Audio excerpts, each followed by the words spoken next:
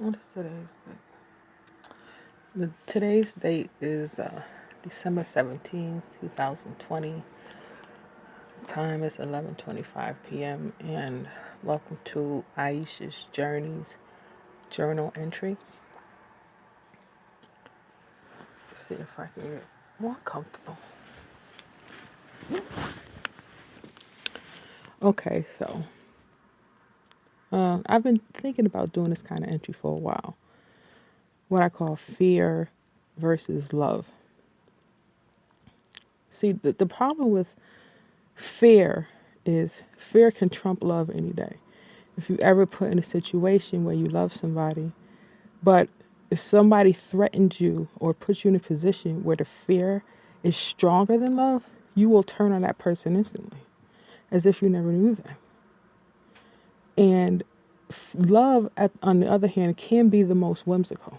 I think it could take on a different state, like a gas, a liquid, or a solid. And it's because of fear that love is able to do that. Being in love is very fearless. But when it becomes fearful, love can be very unpredictable. It can be volatile. It can change states on you. And especially if you're not a water person, or if you're afraid of heights, or you're afraid of deep depths, once love changes positions or changes shapes, you have people who you'll find out what people mean when they say they love you. Like they love you, but all of a sudden, if you're not bringing money home, they don't love you anymore. Or if you lose, your job or whatever, and you're just homeless, all of a sudden this person's attitude changed because they're used to having that solid kind of love from you. But as soon as that, that fearfulness, that instability comes in, and it might change to a gas, all of a sudden, that's not what I signed up for. You're not looking at it from the 360. You're looking at it for, in our little bubble, in our little 45-degree, 90% bubble, we had it going on. How was the rest of it coming in? Because it's always a complete bubble when you get it. It's just that you choose to pay attention to 1/4 of the bubble. If I put this wall up, if I put that wall up, I could just keep it out. Nah.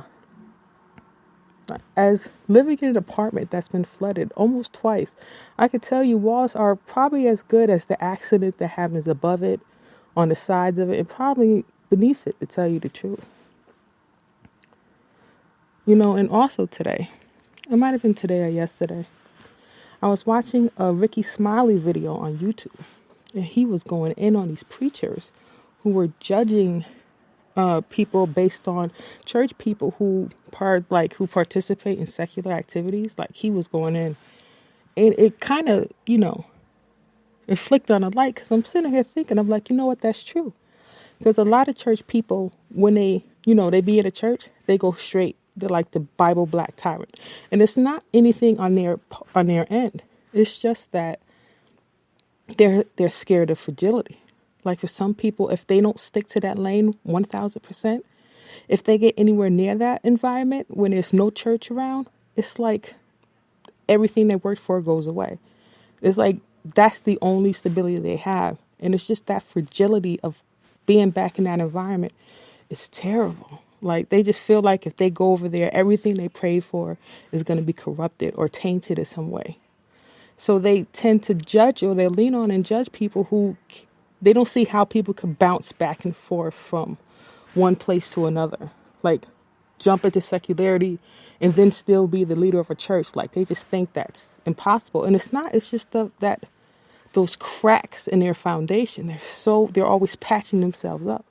People who are that fractured in life, they can't afford to jump back and forth. They always have to keep their eye on what's falling apart. And a lot of people live their lives this way to death. They never know what it's like outside of something that works for them. I don't know.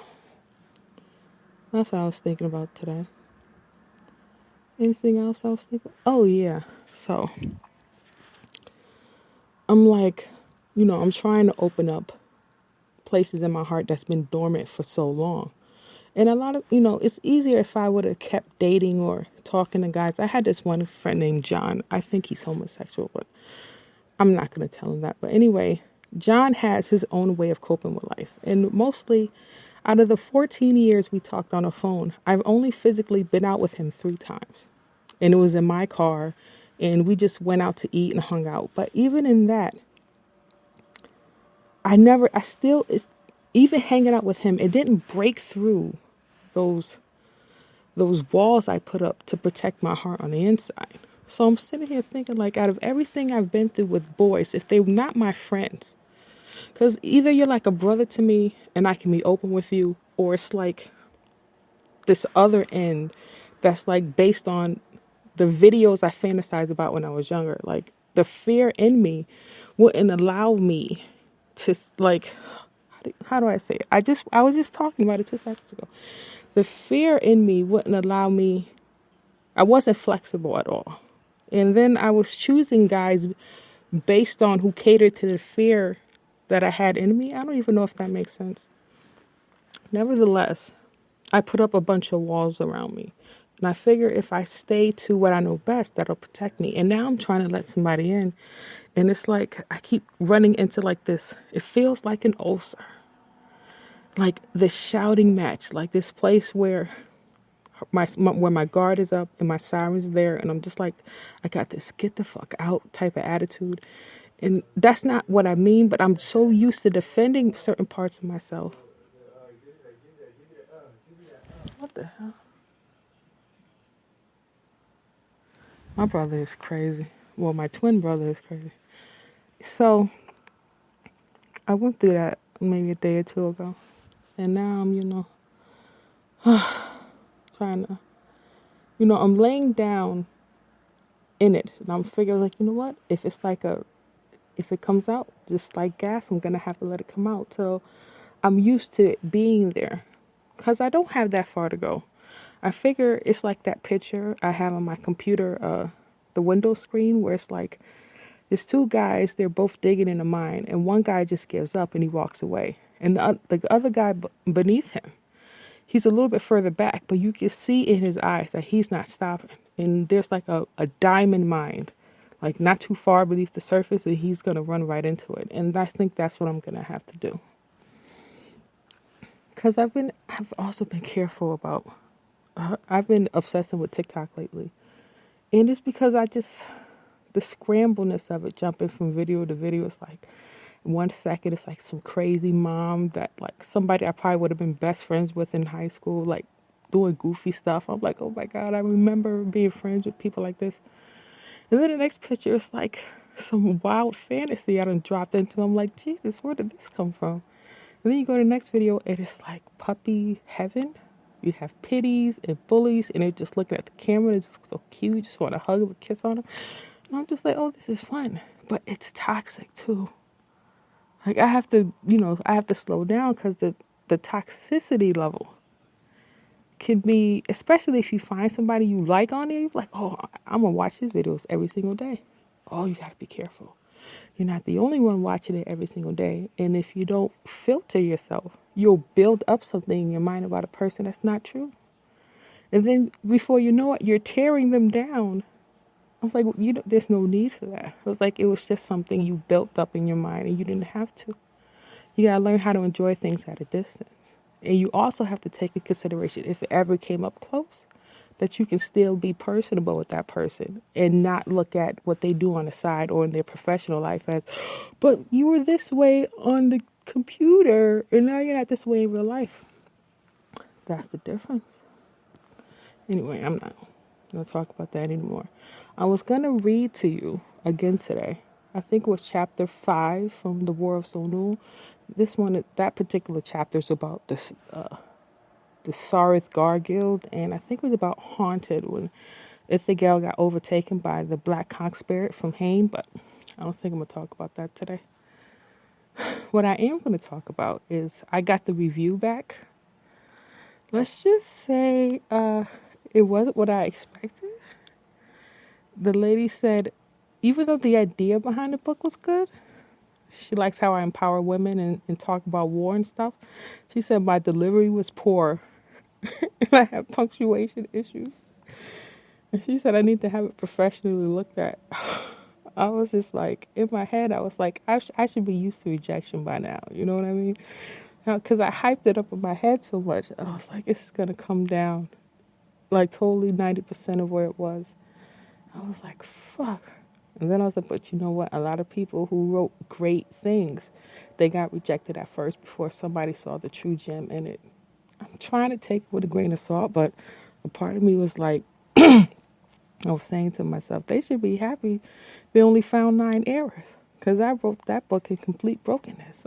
That's the only way I can think. Like a lot of those lines, when I first wrote them, there were so many errors, but I couldn't understand it any other way. Like I was speaking a broken language, literally trying to write the book down. And then I kept going in and trying to correct it with the machine correctors. Fucked it up.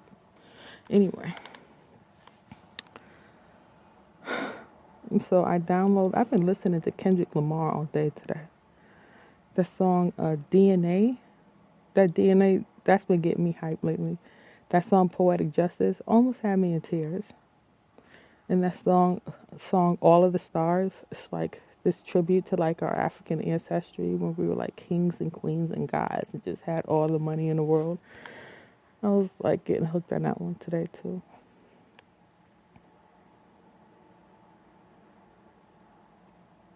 It just be, I just got to work on myself. A lot of work on me. Work on me, work on me. Work on me. Anyway. Coming up on 11 minutes and 55 seconds. Anything else I want to talk about today?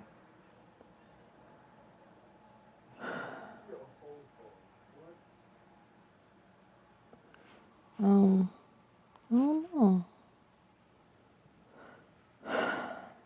It's gotta think, it's so frustrating.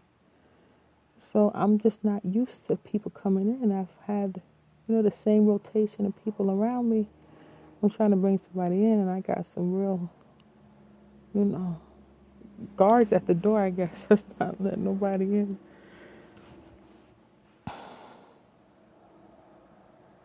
I didn't realize how important I was. I do know I do know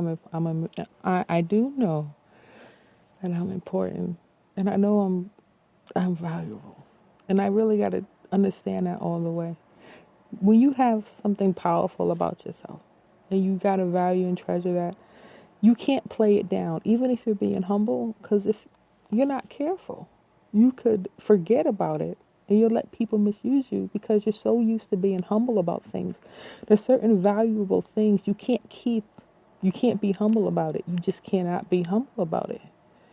You have to be either a snob or some type of bougie, or you just got to put yourself above everybody else. You just got to snap on them and be like, to tell you the truth, I'm better than you. And I never wanted to say this, but I have to say it. I know I am. And no matter what you think about this exterior took the breaks that this interior became. And I'm now this person. And I can't keep letting people down so I can save your feelings. Because they worked so fucking hard to be where they are. And I know I don't work so much fucking hard to be where I am. So why the hell do I have to downplay any of my feelings because you have pride? Fuck pride. You know where pride got me? It didn't get me here, I tell you that much. Anyway. So, that's another lesson. Oh, yeah, so I'm watching this girl from Chicago. Like a single mom, been in one of those relationships where she's alone. And she had to move back in with her mother, but she is so hood ratchet. Like, straight up hood ratchet. And she is cussing her mother down in her mother's house because her mom is telling her how her house is. She was like, my house is always clean. I keep a house clean. You want to stay here? Clean up my house. But the girl was cussing her out and all kind of stuff, being disrespectful. And the shit went viral. The mom posted a video on social media. It went viral. Rickey Smiley and we're talking about it. And he made a good point. He said, you can't, the traumas between mother and daughters can